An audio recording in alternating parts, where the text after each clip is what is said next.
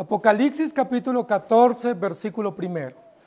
Después miré y he aquí el Cordero estaba en pie sobre el monte de Sión, y con él 144,000 que tenían el nombre de él y el de su Padre escrito en la frente.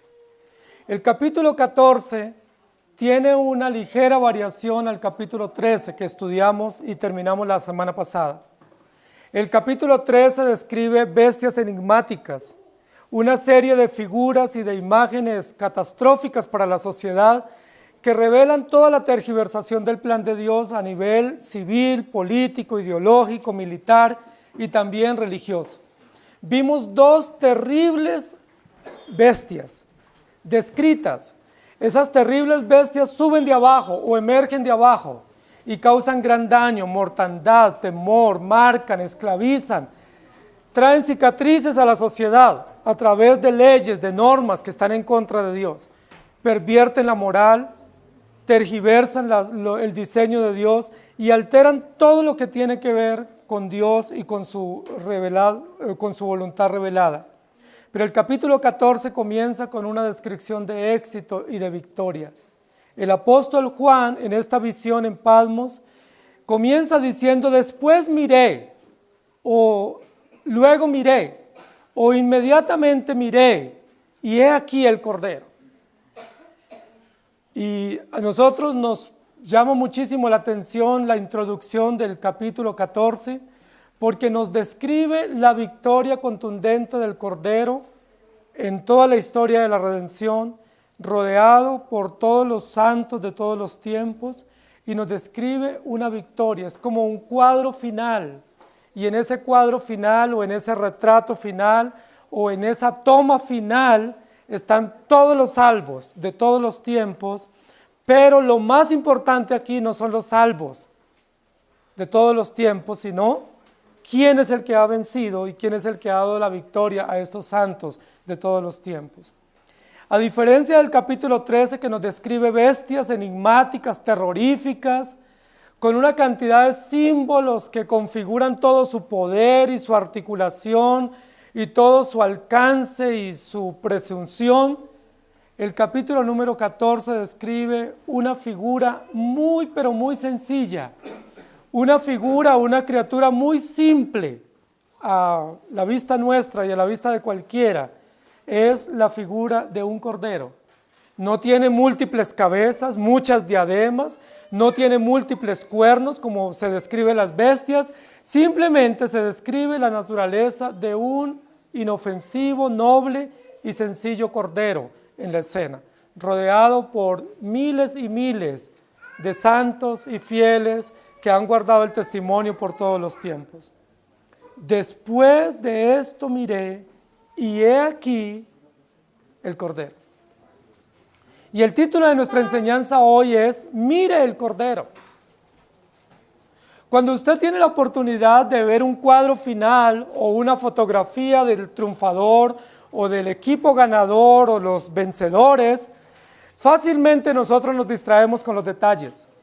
Con mucha frecuencia, si nuestro equipo de fútbol es el ganador y tenemos la toma final de todo ese equipo, cada uno va a distraerse en detalles, ¿sí? Posiblemente de tal o cual jugador, o de la postura, o la sonrisa, o la actitud de cada uno de ellos. Pero pocos de nosotros iremos al centro del cuadro para ver cuál es la razón por la cual este equipo fue triunfador. Y lo más probable es que en el caso del fútbol, ellos fueron triunfadores no en razón de sus virtudes individuales o en razón de sus dotes personales, sino que fueron vencedores en razón de un director o de un técnico, que fue el que dirigió, el que organizó, el que estructuró, el que hizo toda la planificación, el que hizo todo el desarrollo técnico, logístico, para que ese equipo pudiera posar en ese cuadro triunfal de los vencedores. Pero como nosotros siempre nos vamos por los detalles, terminamos dándole honra y honor a quien no lo merece y quitándole el honor y el triunfo a quien le corresponde. En este caso, el capítulo 14, versículo 1, hace una descripción muy hermosa y es una partida, una puesta en escena inicial del capítulo para decirnos: había muchos vencedores, ¿sí? Habían 144,000 y tenían el nombre del Dios o de Jesucristo y del Padre escrito en su frente. Y con mucha frecuencia vamos a escuchar cantidad de personas intentando entender los detalles de estos 144,000, intentando entender qué significa el nombre de Cristo en sus frentes y el de su Padre también escrito en sus frentes, pero con mucha frecuencia vamos a darnos cuenta que no rendimos honor y el honor que corresponde al Cordero que está en este cuadro y en este cuadro triunfal. El texto dice, después miré y he aquí el Cordero que estaba en el centro. Segunda de Corintios capítulo 5 versículo 22 dice, al que no conoció pecado, por nosotros lo hizo pecado, para que nosotros fuésemos hechos justicia de Dios en él. Y luego en Hebreos 4:15 dice, porque no tenemos un sumo sacerdote que no pueda compadecerse de nuestras debilidades, sino uno que fue tentado en todo según nuestra semejanza, pero sin pecado. Si nosotros ponemos en perspectiva los cuadros del capítulo 13 y el capítulo 14, llama mucho más la atención el capítulo 13. Bestias, cuernos, cabezas, diademas, trono, poder, autoridad. El capítulo 14 comienza con una descripción supremamente sencilla, supremamente básica, sin muchos detalles, sin mucha elocuencia. Simplemente Juan dice, cuando tomé o hice otra toma en esta visión, miré y he aquí, vi al Cordero que estaba en pie sobre el monte Sión y con él una multitud definida de hombres y mujeres que tenían el nombre de Cristo y el de su Padre en su frente.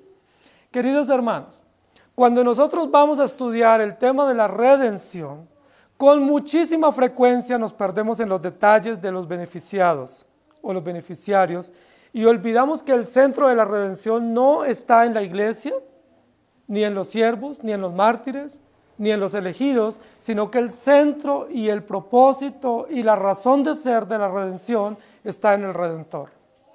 Es decir, si no hay Redentor y si no hay un Cordero inmolado y si no hay un plan soberano y supremo y si no hay un ejecutor de ese plan, no hay redención y no hay esperanza.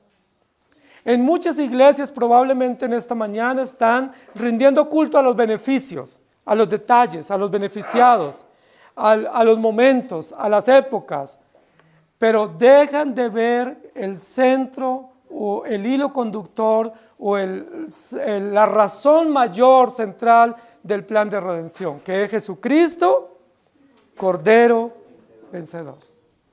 Si ustedes pierden de vista, si ustedes se desenfocan en esa toma central, en ese lente para tomar la imagen final del cuadro de la victoria del Cordero, hemos perdido el propósito. Si en esa toma final o en ese cuadro nosotros enfocamos a los beneficiados, hombres y mujeres de todas las tribus, o a los que sufren, o a los mártires, o a los perseguidos, estamos haciendo una apología al dolor, al sufrimiento, a los que padecen por causa de la justicia, pero no en Jesucristo, que es el autor y consumador de la fe.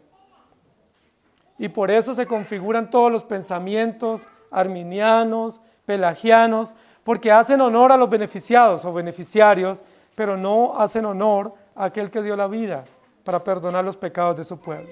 Después miré, capítulo 7, y vi una gran multitud vestida de ropas blancas y con palmas en las manos.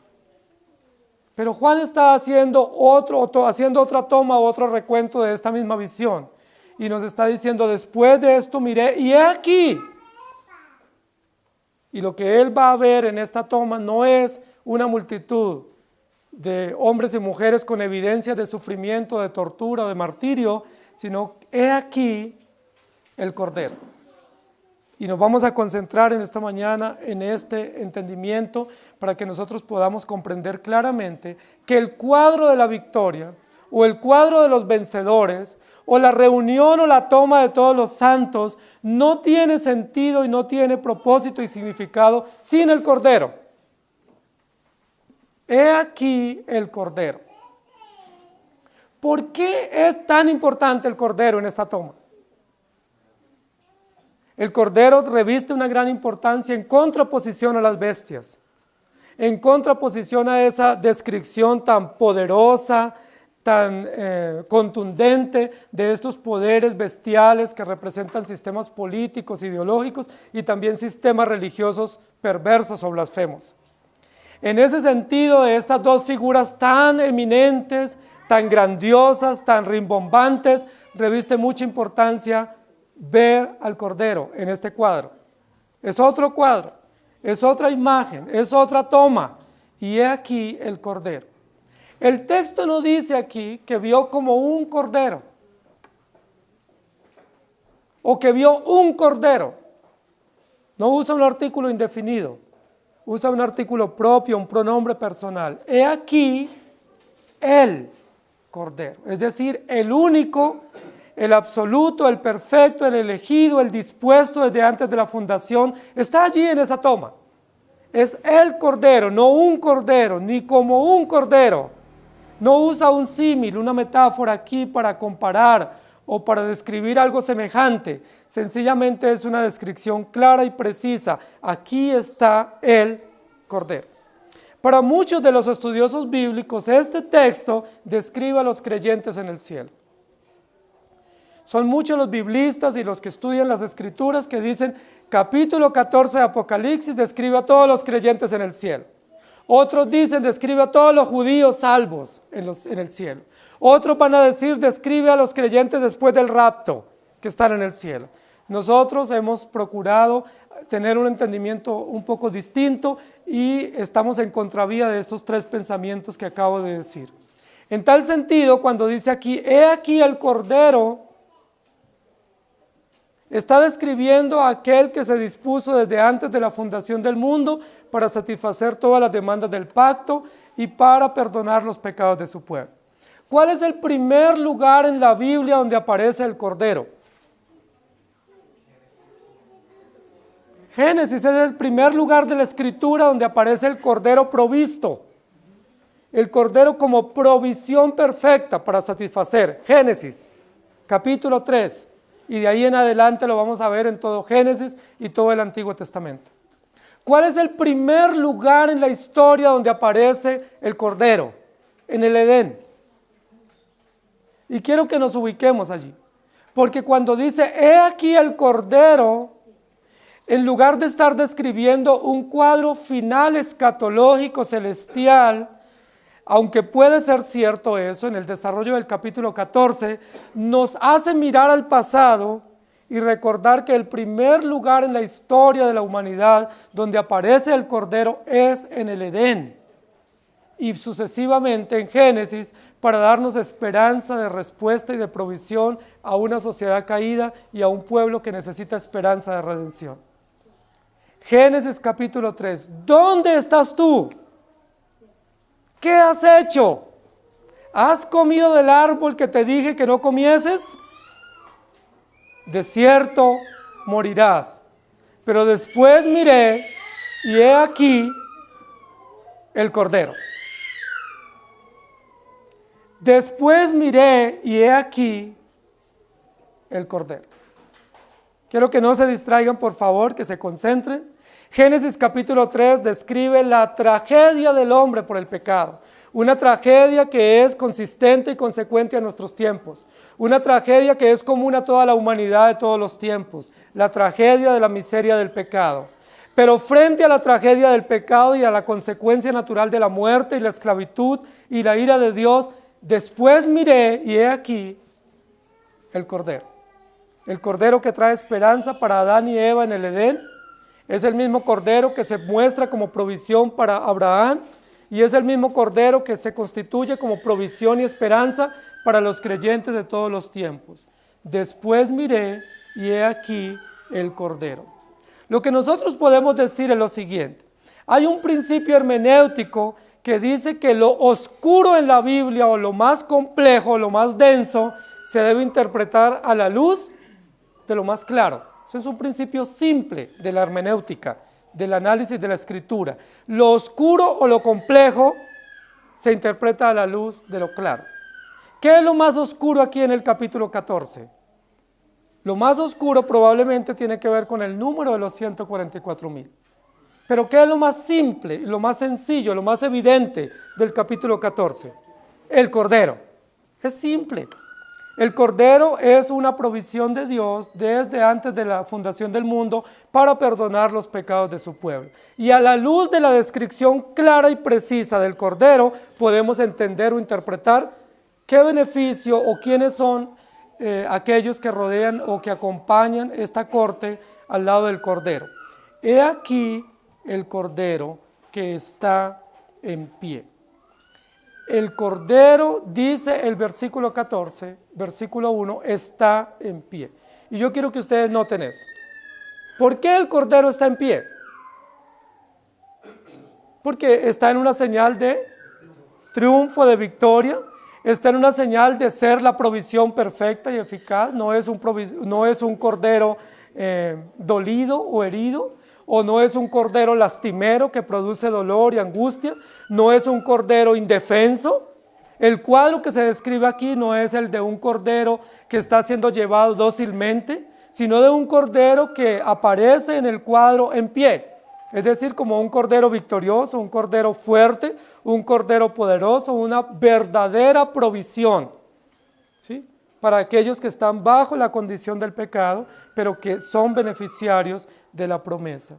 Muchos especulan sobre este símbolo del Cordero, y son muchos los que dicen es que el Cordero habla del triunfo final.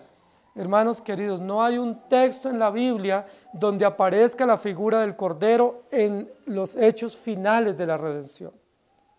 Porque la figura o la metáfora del Cordero es una metáfora que habla del Antiguo y del Nuevo Testamento en cuanto a la promesa y el cumplimiento perfecto de las disposiciones de la redención. No hay ninguna relación directa del Cordero con la segunda venida o con la venida del Señor Jesús.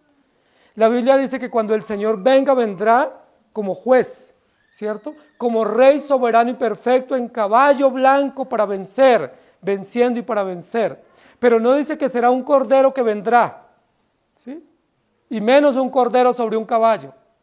Lo que dice es que el Cordero lo que nos muestra es toda la historia o el intervalo de estos 6,000 años de historia, donde el Cordero es símbolo contundente de cumplimiento de las disposiciones del pacto. Entonces, cuando dice aquí, he aquí vi un Cordero, la pregunta es, ¿el Cordero estaba en el cielo? ¿En el trono ya entronado, victorioso? ¿O está llevándonos a recordar que la primera aparición del Cordero es en Génesis 3 y que ese Cordero es una evidente provisión o una evidente promesa pactual que nos recuerda que todos los salvos de todos los tiempos están allá en el trono en razón de la tarea o el cumplimiento o la promesa del Cordero? Yo preferiría pensar que cuando dice aquí, he aquí vi el Cordero, lo que nos está diciendo es la razón por la cual esta multitud está triunfante, es porque se hizo una promesa y se dio un cumplimiento de esa promesa, y a lo largo del tiempo de la historia de la redención, este Cordero ha sido constituido como la provisión perfecta para el perdón de los pecados de su pueblo, en tal sentido que la multitud está en el trono celebrando, pero no celebrando su propia victoria, sino celebrando la victoria del Cordero eterno que fue provisto y que fue entregado voluntariamente. Entonces, mire el Cordero. Si usted quiere reconocer que usted ha sido perdonado y si usted puede dar testimonio de que es un hijo de Dios, usted tiene que mirar al Cordero. Si usted no logra ver al Cordero, usted se está viendo a sí mismo. Y es posible que sea salvo, pero que sea salvo mirando sus propias obras, es decir, está desenfocado. Y es posible que tampoco sea salvo, porque si se está mirando a sí mismo o está mirando sus triunfos o sus logros, probablemente usted no ha podido ver el Cordero. Lo que está diciendo aquí Juan es, después miré y miré el Cordero, o mire el Cordero. Es decir, no se mire usted a sí mismo, porque si usted se mira a sí mismo no hay esperanza, no hay seguridad, ni hay gloria, porque la única gloria de este cuadro del capítulo 14 recae sobre el Cordero. Aquí no hay gloria para la multitud, no hay gloria para los 144,000, no hay gloria para aquellos que cantan. Ellos lo que hacen es reconocer la gloria de aquel que está en el trono, es decir, el Cordero que está en pie. Entonces lo primero es el Cordero está en pie porque es la provisión perfecta que desde el Edén se dio para salvar al pueblo de Dios y para mostrar la gloria de la redención.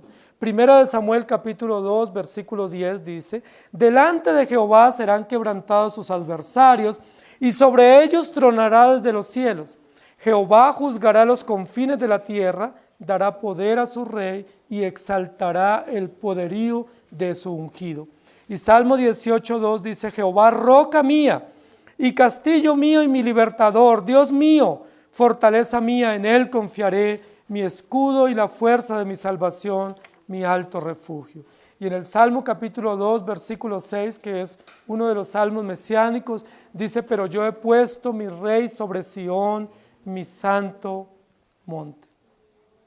Primero que tenemos que ver en este texto es: el Cordero está en pie.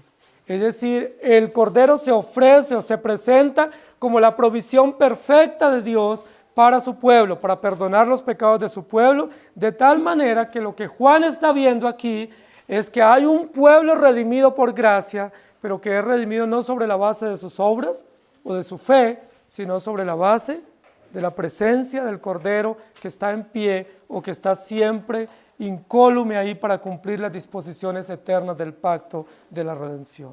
Después miré y he aquí el Cordero estaba en pie sobre el monte de Sión. Y esa es la segunda parte del texto que llama mucho la atención. Estaba sobre el monte de Sión. Hay muchos montes importantes en la Biblia, ¿sí? Alguien dirá que Moriah es un monte importante, pero hay otros montes que son muy importantes en la Biblia y uno de ellos es el monte Sinaí.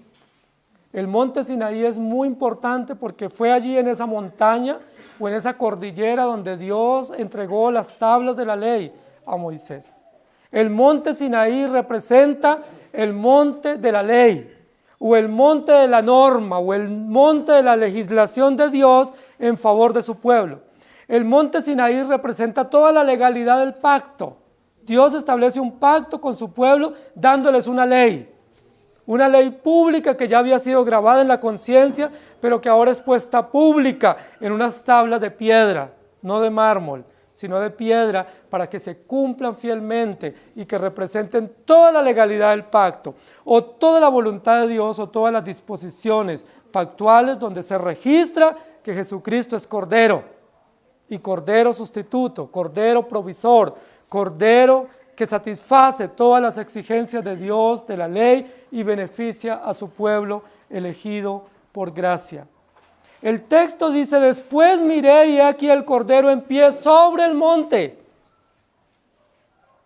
Es importante esa descripción, porque ahí dice que estaba sobre el monte, no en el monte, estaba sobre, encima, ¿sí? Tomando dominio, autoridad, en un lugar visible, en un lugar donde todos lo podían ver. La pregunta es: ¿este monte Sión es el mismo monte Sinaí? No, porque el monte Sinaí estaba en el camino, ¿cierto?, entre Egipto y Arabia, y el monte Sión estaba en Jerusalén, o a los alrededores de Jerusalén. La pregunta que nosotros tenemos que hacernos aquí cuando habla de un monte o sobre el monte de Sión es: ¿realmente está hablando del monte de Sión o está hablando del monte a los alrededores de Jerusalén donde Jesús fue puesto en el Calvario? Recuerden que Jesucristo fue exhibido públicamente, fue puesto públicamente y fue colgado públicamente en una montaña que se llama el Monte de los Olivos, o el Olivar, o en esas colinas de los Olivos, cerca donde Jesús ascendió, fue donde Jesús fue puesto. Jesús fue puesto fuera de Jerusalén, en una de las partes altas, en un monte, y fue colgado y fue exhibido públicamente porque la Biblia así lo decía, o las profecías, y porque era necesario que Jesús fuera puesto en alto y que fuera puesto públicamente. La pregunta que tenemos que hacernos es: Cuando dice Juan que vio el cordero que estaba en pie sobre el monte, o que estaba encima del monte, o que estaba exhibido públicamente en el monte, ¿se refiere al Calvario? Porque el cordero fue colgado cuando cumplió todas las disposiciones del pacto sobre la cruz y puesto en el monte o en la parte alta de la montaña. Y es importante que nosotros notemos eso, porque si decimos que Jesús está o el cordero está en el monte Sión, estaríamos hablando de la gloria final o el cumplimiento final o la consumación final de la historia de la redención, pero estaríamos saltándonos un paso importante en la historia que tiene que ver con el cumplimiento.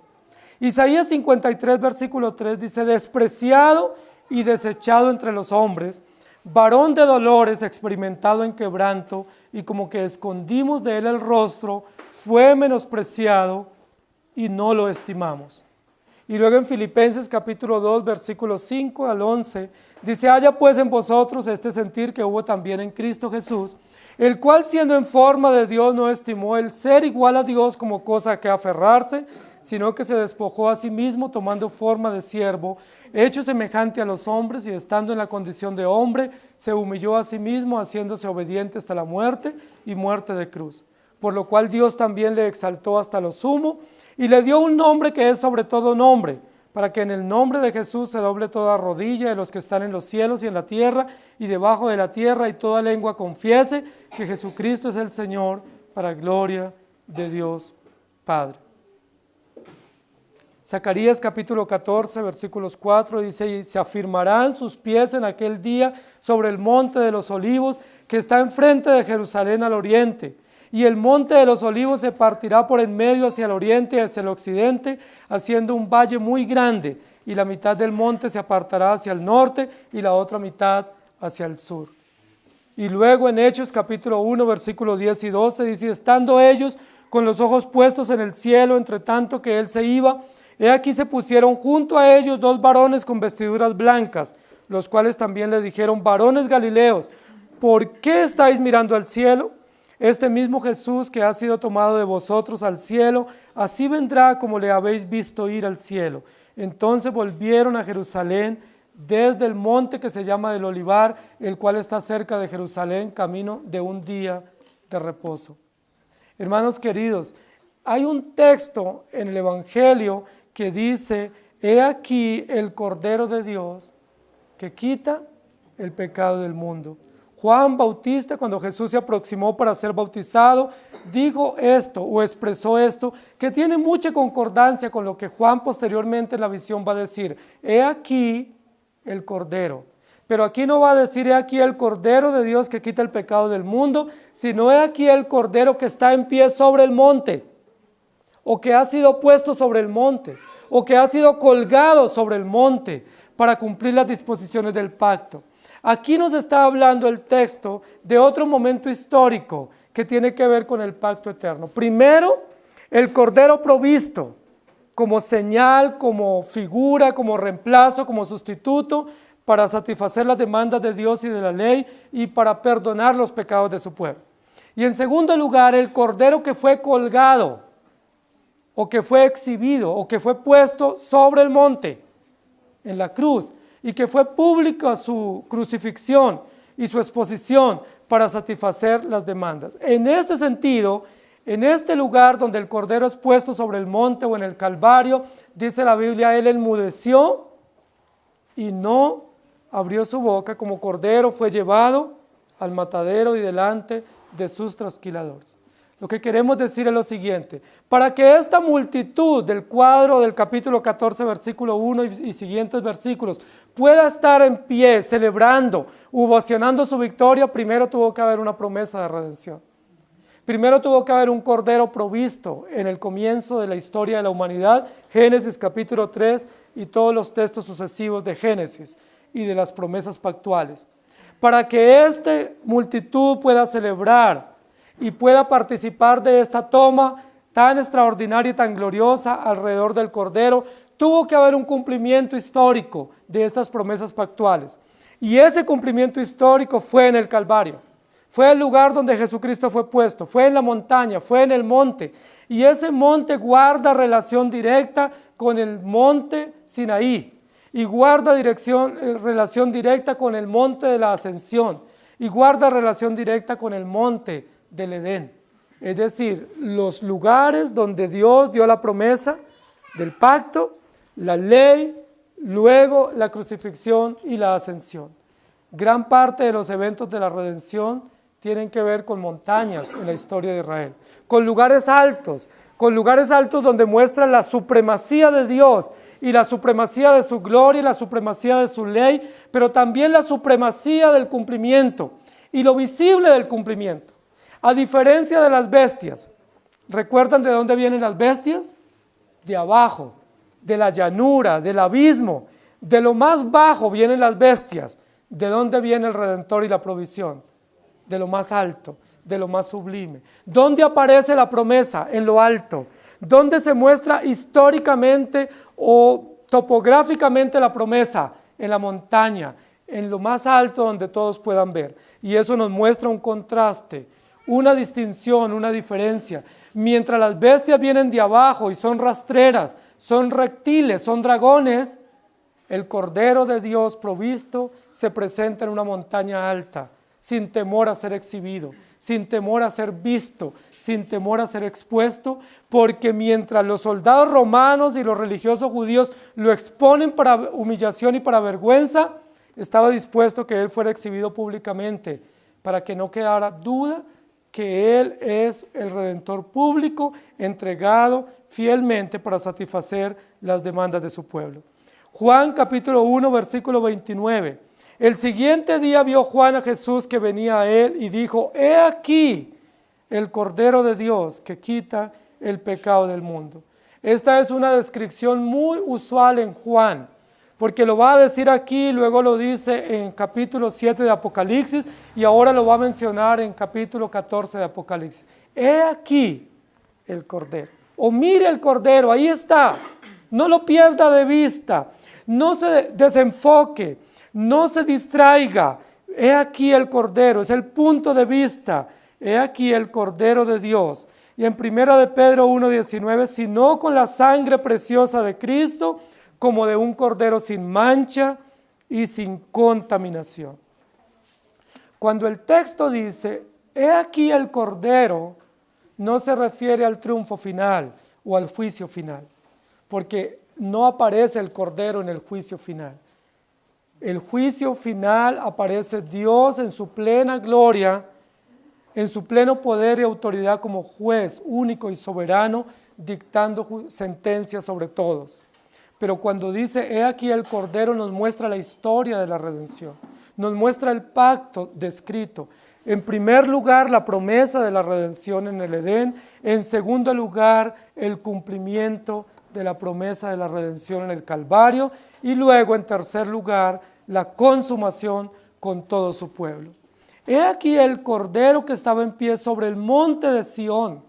Y llama mucho la atención porque la descripción en la Biblia para Sión no es tanto relacionada con un monte, sino con Jerusalén. La Biblia habla de Sión asociándolo a un pueblo o a una ciudad, no a una montaña. El primer lugar en el cual se asocia a una montaña es cuando David y sus soldados logran derrotar a los enemigos en una fortaleza y entonces le dan el nombre a la ciudad como Jerusalén o ciudad de Sión. Pero en términos redentivos, mencionar o usar el nombre Sión no se relaciona a un monte, como parte de la topografía de Israel o de Palestina, sino lo relaciona con un pueblo. Sión es igual a pueblo o a ciudad, es decir, a Jerusalén.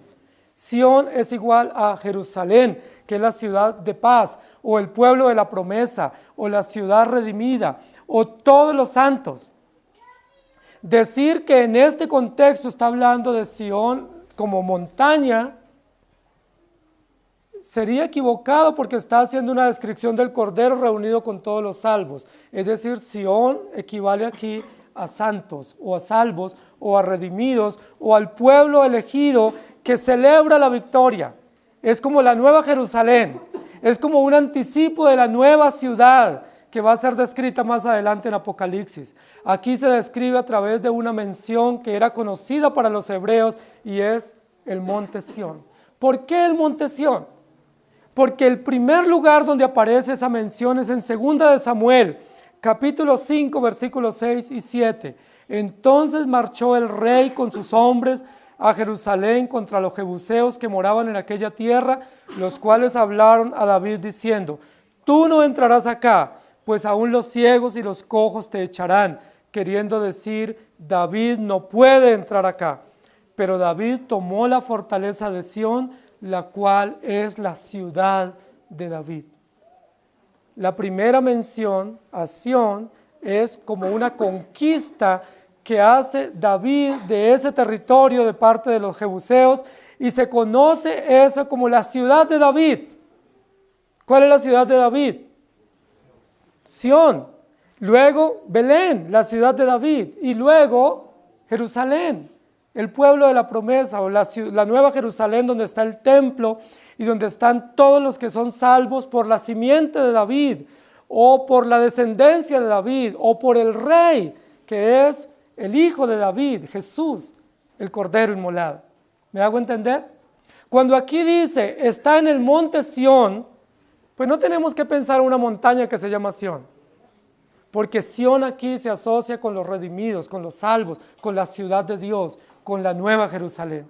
En tal sentido, lo que tenemos que ver es aquí la consumación de la historia de la redención a través de esta mención, y la consumación con la multitud de creyentes redimidos testificando de la obra preciosa que el Cordero ha sellado o ha garantizado como herencia para todos los redimidos.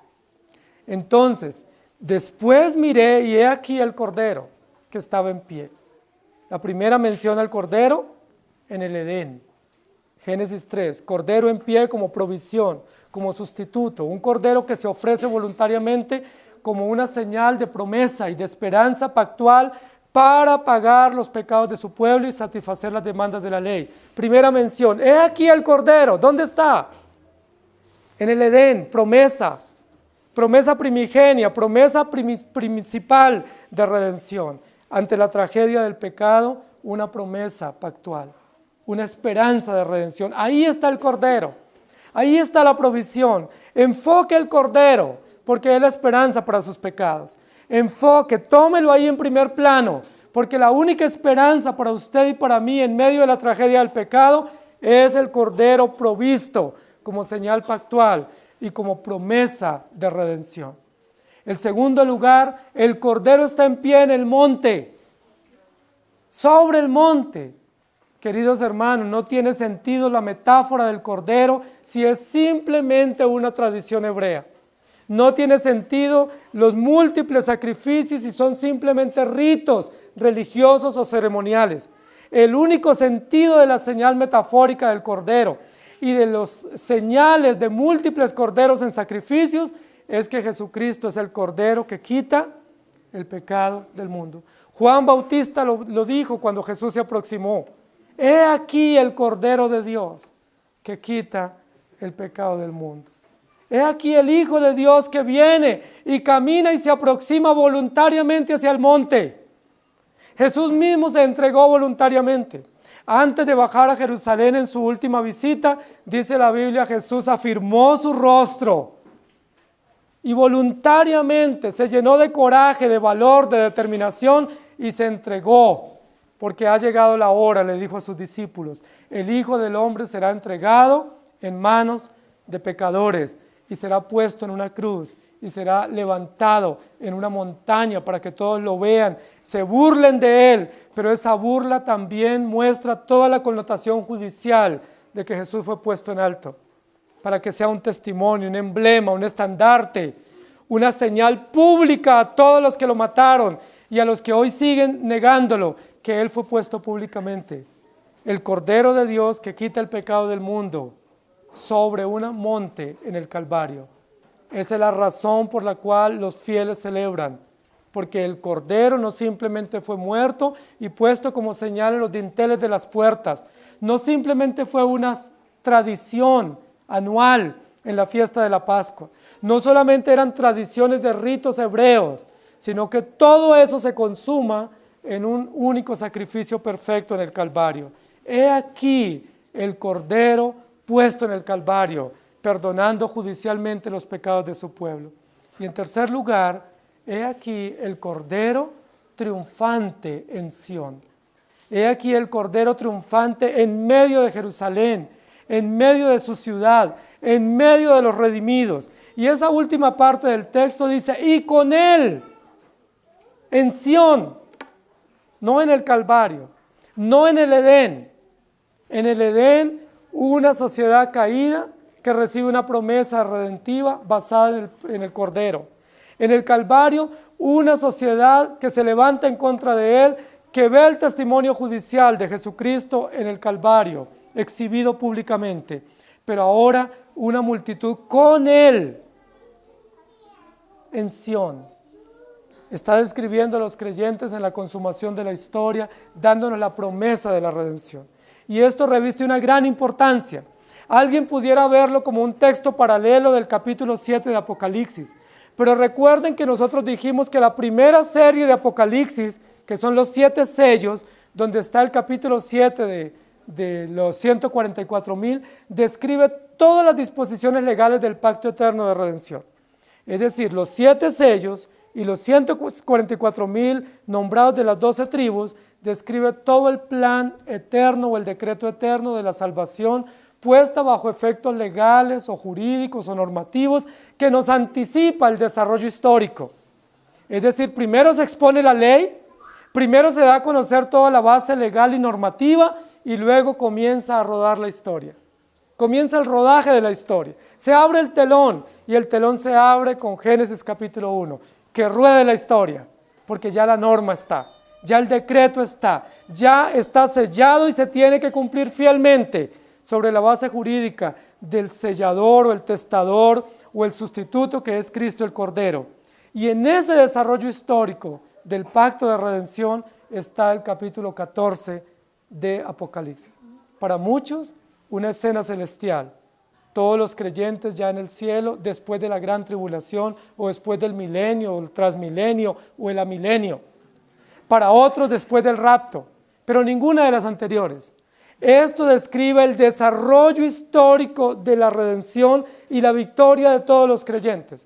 Capítulo 7 de Apocalipsis, toda la parte normativa, predictiva, anticipada a la historia, que nos muestra la legalidad del pacto y la seguridad del desarrollo. Este capítulo 14, toda la historia de cómo se configuró ese pueblo, cómo se formó ese pueblo a lo largo de la historia. ¿Por qué tuvo que pasar ese pueblo para que esté triunfante cantando y celebrando las victorias de la redención? ¿Por qué tuvo que pasar primero? Por una promesa histórica, Génesis capítulo 3. Luego por un hecho inconfundible que no se puede desconocer, que es Jesucristo colgado en el Calvario, cumpliendo las disposiciones del pacto, y luego una promesa segura de victoria final, al lado del Cordero, celebrando en Sión, en la ciudad de Dios, con 144,000 que tienen el testimonio de Cristo y del Padre, han sido adoptados y redimidos por Cristo y por lo tanto celebran y acompañan el Cordero. Este cuadro es un cuadro extremadamente hermoso. Usted puede imaginarse o vislumbrar lo que describe aquí el texto. El Cordero está en pie y con él una multitud innumerable. ¿Saben quién es esa multitud? No son ángeles, no son arcángeles, no son querubines, no son privilegiados, no son una clase de élite, no son unos iniciados o iluminados. No, son redimidos de todos los tiempos. De todas las tribus, pueblos, lenguas y naciones, de todos los colores, de todas las condiciones, de todos los pecados habidos y por haber, perdonados por gracia, alcanzados por Cristo, el Cordero vencedor, y ellos con Él. Esa preposición es muy importante, están con Él, como estuvieron todo el tiempo con Él. Jesús dijo, no los dejaré huérfanos, estaré con vosotros todos los días hasta el fin del mundo. No tenemos que esperar ese cuadro final escatológico para estar con Él. Ya Él está con nosotros. Y como Él está con nosotros, usted y yo estamos con Él. Somos su porción, dice la Biblia. Él es nuestra herencia. Él es el Cordero sustituto desde el Edén, provisto y que ha sido históricamente cumplido a favor de su pueblo. Con Él 144,000. ¿Qué número más extraordinario? Tan preciso, tan exacto, tan lógico. No es un número decimal, no es un número aproximado, es un número exacto. Es un número preciso, 144,000. Capítulo 7 de Apocalipsis dice de las 12 tribus, y ahí se configura ese número, 12,000 de cada tribu, 12 por 12 por 1,000, 144,000, un número exacto. El número exacto de los redimidos estará con el Cordero. ¿Qué es lo que nos dice ese texto? Que ninguno se va a perder. Pudiera decir en el capítulo 7, 144,000, y aquí decir que faltó un número para eso. O que se perdieron algunos, que eran casi como 144,000. Ahí dice, no, todos los que estaban sellados y dispuestos legalmente por el decreto, históricamente están presentes. Todos fueron alcanzados, todos con el nombre de Cristo y el nombre del Padre en su frente. Es decir, marcados con la sangre de la redención y del Redentor y con el sello de garantía de hijos adoptados por el Padre. Queridos hermanos, ustedes y yo tenemos esperanza en Cristo Jesús. Ustedes y yo no tenemos esperanza en nuestras obras, por buenas que parezcan. Ustedes y yo no tenemos esperanza en nuestras acciones o nuestros méritos. No hay nada para que fundamentemos nuestra esperanza, únicamente el Cordero. Miré al Cordero, está en pie, está sobre el monte, está en Sión, y con Él, y junto a Él, y alrededor de Él, como beneficiados del pacto, una multitud que solo Él puede contar y describir, configurada por los creyentes de todos los tiempos. Lo que nosotros podemos decir es, si podemos mirar al Cordero, hay esperanza para nosotros. Si usted no puede ver al Cordero, no hay esperanza para usted. Hay muchos creyentes que solo ven bestias en Apocalipsis, y ven dragones, y ven escorpiones y reptiles, pero no logran ver al Cordero. Nosotros, por la gracia de Dios, estamos viendo el Cordero, y sabemos que no importa si hay más bestias, o hay muchas bestias o dragones, lo que importa es que hay un Cordero, y que ese Cordero es vencedor, y que junto a Él, o con Él, están los creyentes. Con mucha frecuencia, nosotros los creyentes nos sentimos solos. Y esa es una condición pecaminosa que tenemos. Es tal nuestra condición pecaminosa que nos sentimos solos, abandonados, que no tenemos a nadie y que estamos como a la deriva y casi como que no vale la pena. Jeremías lo dijo, lo dejó por escrito, no vale la pena esto. En el Salmo 73 también, no vale la pena. ¿A quién tengo yo? A nadie. Pero el texto de Apocalipsis capítulo 14, versículo 1 nos abre un panorama de esperanza, un cuadro victorioso, un cuadro judicial, un cuadro vicario que representa esperanza para los creyentes. No estamos solos. Nunca hemos estado solos. Nunca lo estaremos. No por nosotros, sino porque el Cordero es la esperanza segura de compañía, de provisión y de esperanza, no solamente temporal, sino eterna para los creyentes. Y con Él, no nosotros con Él con nosotros, siempre a favor de su pueblo. ¿Dónde estás tú? Es la pregunta existencial en Génesis 3. ¿Dónde te has metido? ¿Qué hiciste? Pero no contaba a Adán y Eva que ahí estaba el Cordero en pie, hablando con ellos. Que el mismo Cordero era el que estaba hablando con ellos, diciéndole, ¿dónde estás? ¿Qué hiciste? No están solos, hay una provisión, y esa provisión es el Cordero, y toda la multitud de testigos dan testimonio que el Cordero está en pie, victorioso. Nunca el cordero ha sido un cordero lastimero, o humillante, o vergonzante. El cordero siempre ha sido victorioso. La pregunta que podemos hacernos es, ¿por qué los creyentes tenemos la tendencia a poner cara de miseria y de dolor y de lástima? ¿Por qué muchos creyentes hacen un cuadro de la vida cristiana como si fuera un cuadro de mendigos, de pordioseros, de lastimeros? Y a muchos les pregunta uno, ¿y cómo está, hermano? Y la respuesta es, pues, ahí pues llevándola, ¿no? Ahí en la lucha, a medias y sin zapatos, ahí pues tratando de sobrevivir. No, la Biblia dice que el cuadro del Cordero es un cuadro victorioso, triunfante, es un cuadro emblemático, donde se exhibe su gloria, su poder y su autoridad. Y si usted y yo estamos con Él, ¿cómo debemos estar? Si ustedes y yo estamos junto a Él, ¿cómo debe ser el cuadro de la vida cristiana? Un cuadro de gloria, de victoria, de honor, de autoridad. No importa las adversidades, no importa los dolores o las aflicciones, tenemos en nuestras frentes la marca del Hijo y del Padre. ¿O es que ustedes no tienen su marca? Mírense su marca en la frente.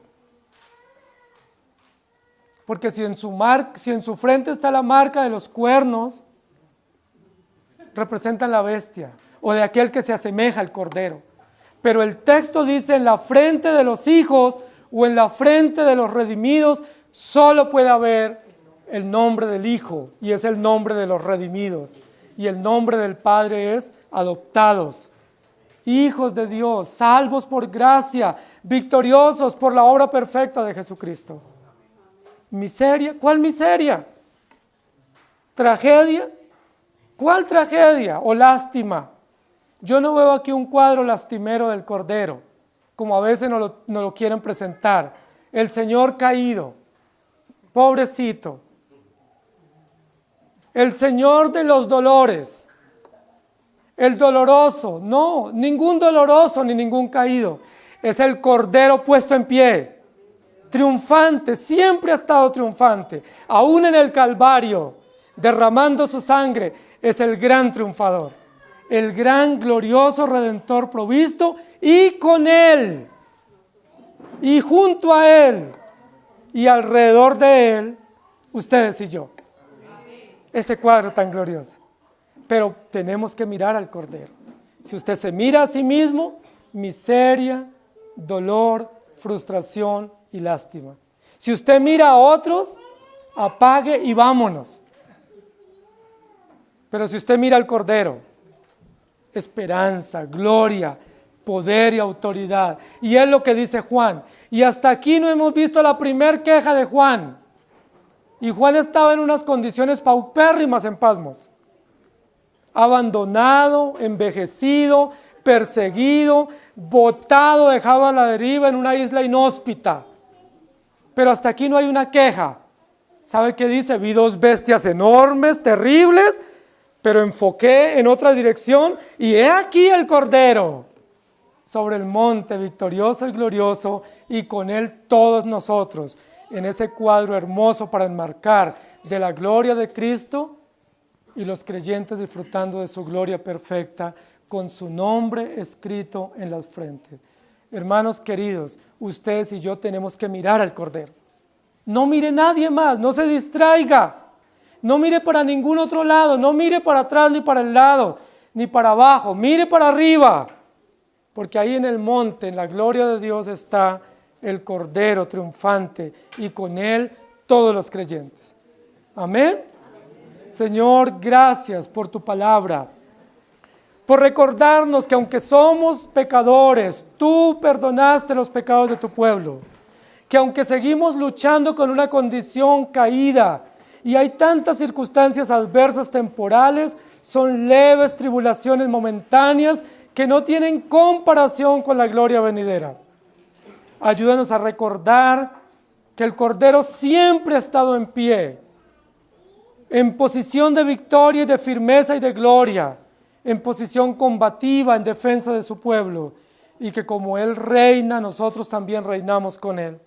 que nosotros los creyentes, no importa las adversidades, estamos en victoria porque tú estás con nosotros, porque tú nos perdonaste y nos redimiste, que nosotros vivimos en la gloria del unigénito Hijo de Dios y disfrutamos las bondades de la redención, que fuimos sellados y marcados desde antes de la fundación del mundo y nos pusiste dos nombres que ostentamos en nuestras frentes, en nuestras conciencias y en nuestras acciones, que son el nombre de redimidos por la sangre de tu Hijo amado y el nombre de adoptados como hijos por el Padre.